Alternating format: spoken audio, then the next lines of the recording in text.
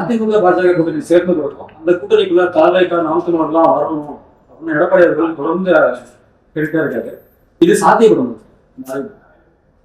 அதாவது இந்த கேள்வியில் நீங்க விஜய் கூட பேச்சுவார்த்தை நடத்துறீங்களா, இல்லை தாவேக்காவோட அதிமுக கூட்டணி சேருமா, இந்த மாதிரி கேள்விகள் அவரை திருப்பி திருப்பி இபிஎஸ் கேட்கும்போது அவர் சொல்ற ஒரே பதில் என்னன்னா, திமுக ஆட்சியை அகற்ற வேண்டும் கட்சிகள் தான் முன்பு சேர வேண்டும் அப்படின்னு ஒரு விஷயத்த அவர் தெளிவாக சொல்றாரு. இன்னைக்கு கொடுத்த ஒரு பேட்டி என்ன சொல்றாரு, இதுவரையும் பேச்சுவார்த்தை நடத்தலை அப்படின்னாரு.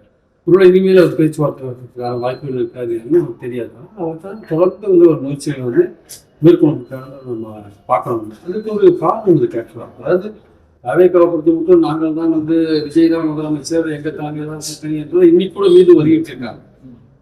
அதே மாதிரி பார்த்தீங்கன்னா சீமான் ரொம்ப தெளிவாக அவர் சொல்றாரு, அதிமுகவோட சேர்வது, திமுக ஆட்சியை அகற்றுவதற்கு அதிமுகவோட சேர்வதை பற்றி சொல்லும்போது ஒரு தீமையை அழிக்கிறதுக்கு இன்னொரு தீமையை பயன்படுத்த முடியாது அப்படின்ற நெருப்பணை நெருப்பையை பயன்படுத்த முடியாது அப்படின்னு சொல்றாரு. ஸோ அவர் அதிமுகவோட சேர்ந்து திமுக இருக்கிறதுக்கு தயாராக தெரியுது. அதே மாதிரி தாவேக்காவும் அதே மாதிரி ஒரு நிலைப்பாட்டில் தான் இருக்காங்க.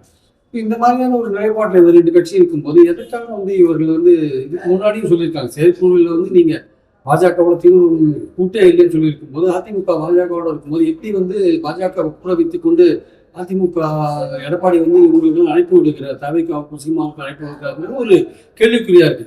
பாஜகவை கூட வைத்துக் கொண்டு கம்யூனிஸ்டுகளை அழைக்கிறார், பாஜகவை கூட வைத்துக் கொண்டு திருமாவளவன் அழைக்கிறார். இவங்கெல்லாம் பாஜகவுக்கு நேரெதிராக களமாடி கொண்டிருக்கிற கட்சிகள் இவங்களை எப்படி அழைக்கிறார். அப்போ அவர் என்ன அழைக்கிறாருன்னா, பாஜகவோட ஒரு 10 மாசத்துக்கு முன்னாடி கூட்டணி அமைச்சது சரியா ஜெல் ஆகலை, தேர்தலில் எதிர்பார்த்த ஒரு வெற்றியை கொடுக்கணும்னு தெரியல, அது பாஜகவுக்கு ஒரு நெகட்டிவ் ஓட்டிங் இருக்கிறதுக்கான வாய்ப்புகள் இருக்கு. அதனால இன்னும் நம்ம வெற்றியை நோக்கி போகணும்னா நம்ம கூட்டணியை மாற்ற வேண்டிய ஒரு தேவை இருக்கு அப்படின்னு நினைக்கிறார். அதனாலதான் மறுபடியும் இப்ப இன்னைக்கு என்ன சொல்லியிருக்காரு, இன்னும் தேர்தலுக்கு 8 மாசம் இருக்கு, 8 மாசம் கழிச்சு ஒரு கிளியர் பிக்சர் வரும் அப்படின்றாரு. அப்போ அவர் என்ன இங்க இருக்கிற கூட்டணியை பலப்படுத்துறதுல அவருக்கு அதற்கான வாய்ப்புகள் ரொம்ப குறைஞ்சு போச்சு.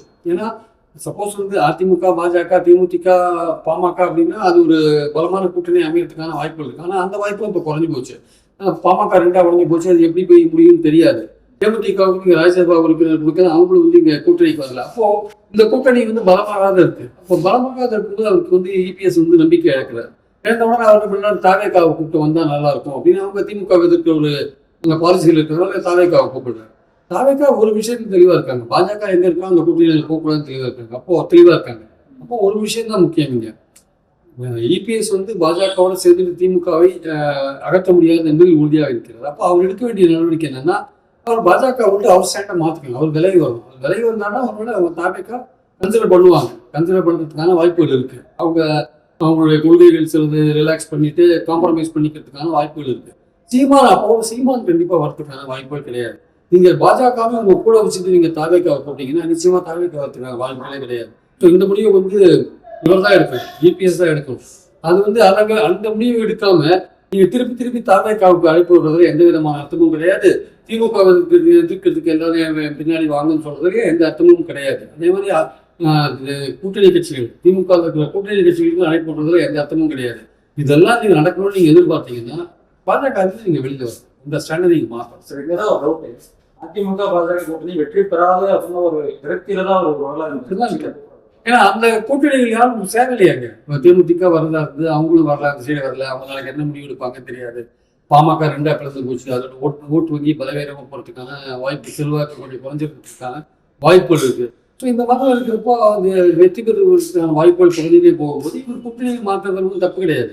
திமுகவை தோற்கடிக்கணும்னு சொல்லும்போது இந்த மாதிரி ஸ்ட்ராட்டஜியை பண்ணுறதும் தவறு கிடையாது. ஆனால் அதுக்கு நீங்க பாஜகவுடைய உங்களுடைய கூட்டணியை பாஜக விட்டு நீங்க வெளியில வர வேண்டிய அவசியம் இருக்கு. அந்த விஷயத்தை நீங்க செஞ்சீங்கன்னா இதெல்லாம் சாத்தியமாகிறதுக்கான வாய்ப்புகள் இருக்கு. ஆனால் அதை நீங்க இப்போ வேண்டிய அளவுக்கு நீங்க அழைப்புகள் கொடுத்துட்டீங்க.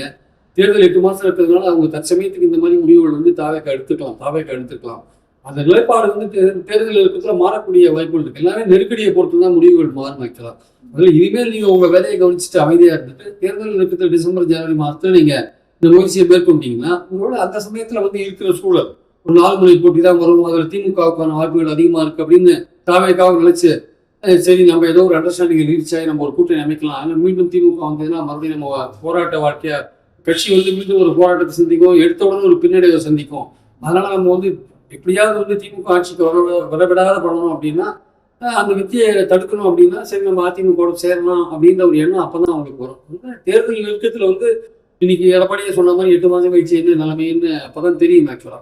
அந்த சமயத்துல நீங்க தைரியமா வந்து பாஜகவோட சேர்த்துறது ஒன்றும் அதனால வந்து நமக்கு எந்த விதமான ஆதாயமும் கிடையாது, வெற்றியும் கிடைக்காதுன்னு நினைச்சீங்கன்னா அப்போ அந்த நேரத்துல தாவேக்காவை ரியலைஸ் பண்றதுக்கான வாய்ப்புகள் இருக்கு. ஸோ அந்த நேரத்தில் நீங்க இந்த பேச்சு எடுக்கிறது பெட்டர். இனிமேல் நீங்க இந்த பேச்சை விட்டு உங்க கட்சியை பலப்படுத்துறதுல நீங்க கவனம் செலுத்துறது தான் ஒரு சரியான ஒரு அணுகுமுறையா இருக்கும் என்பது என் கருத்து. சரி, இறுதியா ஒரு கேள்வி. சேலத்தில் நடந்த தாவேக்காவோட கொள்கை விமர்சன பொதுக்கூட்டத்துல ஆதவ உறுப்பினர் பேசுறது இது அதிமுகவுக்கு வலுவான தலைமை இல்லை, யார் சிஎம் கேண்டிடேட்னு தெரியாம பேசுறாங்க, அது போக அதிமுக வாக்காளர்கள் எங்க பக்கம் வந்துட்டாங்க அப்படின்ற அளவுக்கு பேசுறாரு. அதிமுகவே அட்டாக் பண்ண ஆரம்பிச்சிருக்கு தாவேக்கா, இது எப்படி சார்? திமுக அட்டாக் பண்ண ஆரம்பிச்சிருக்காங்கன்றதுல திமுக அட்டாக் பண்றதுல இப்போ ஊழலை பத்தி பேசுனீங்கன்னா திமுக மட்டும்தான் ஊழல், அதிமுக ஊழல் அப்படின்னு அந்த மாதிரி பேசினா அது ஒரு அட்டாக்னு சொல்லலாம். இது வந்து முதல்வர் கேண்டிடேட்னா அவங்க விஜய முதல்வர் சொல்லிட்டு அவங்க வந்து வேலை செஞ்சுட்டு இருக்காங்க.